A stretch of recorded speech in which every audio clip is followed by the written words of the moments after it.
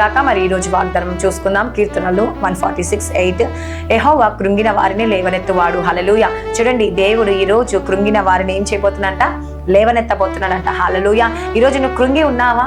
దేని విషయంలో కృంగి ఉన్నారండి? ఈరోజు చాలా మంది కృంగిపోతూ ఉంటారు. జాబ్ రాలేదని కృంగిపోతారు, ఎగ్జామ్స్ రాలేదని కృంగిపోతూ ఉంటారు, మంచి ప్రిపేర్ కాలేదని కృంగిపోతారు, ప్రమోషన్ రాలేదని కృంగిపోతారు, మంచి లైఫ్ పార్ట్నర్ దొరకలేదని కృంగిపోతూ ఉంటారు, లేకపోతే నా జీవితంలో మేలు జరగలేదని కృంగిపోతూ ఉంటారు.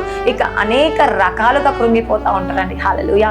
కానీ దేవుడు ఈరోజు ఏమంటున్నాడు తెలుసా అండి? ఈ ఉదయకాల సమయంలో ఈరోజు నువ్వు దేని విషయం కృంగిపోతున్నావు? ప్రమోషన్ రాలేదని కృంగిపోతున్నావా? ఇంటర్వ్యూకి వెళ్తే అటెండ్ అయినా కూడా నాకు సక్సెస్ కాలేదని కృంగిపోతున్నావా? మంచి మార్క్స్ రాలేదని కృంగిపోతున్నావా? లేకపోతే నా బిజినెస్ లో మంచి లాభం లేదని కృంగిపోతున్నావా? ఏ విషయంలో నా కార్యం జరిగించట్లేదు దేవుడు అని కృంగిపోతున్నా? అయితే దేవుడు ఈరోజు నీతో మాట్లాడుతూ ఉన్నాడండి.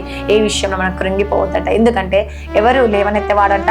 దేవుడే నేను లేవనెత్తేవాడంట. ఈరోజు అన్ని విషయంలో తలగా దేవుడు నిన్ను నియమించిపోతున్నాడండి. హల్లెలూయా. దేని విషయంలో ఈరోజు కృంగిపోతున్నారు? చూడండి, చాలా మంది అన్ని విషయంలో కృంగిపోతూ ఉంటారు, బాధ చెందుతూ ఉంటారు, దిగులు పడుతూ ఉంటారు, ఆవేదన చెందుతూ ఉంటారు. అన్ని సమస్యలు ఆలోచించి అరే నాకు అది లేదు, ఇది లేదు, అది లేదని కృంగిపోతూనే ఉంటారండి. ఎప్పుడు అది లేదని, ఇది లేదని, వాటి కోసం వీటి కోసము, మరి నాకు అది సహాయం లేదు, ఈ సహాయం లేదని, మంచి మార్క్స్ రాలేదని కృంగిపోతూ ఉంటారు, మంచి బట్టలు లేవని కృంగిపోతూ ఉంటారు, ఇల్లు లేదని కృంగిపోతూ ఉంటారు, కారు లేదని కృంగిపోతూ ఉంటారు, తిండి లేదని కృంగిపోతూ ఉంటారు. అన్ని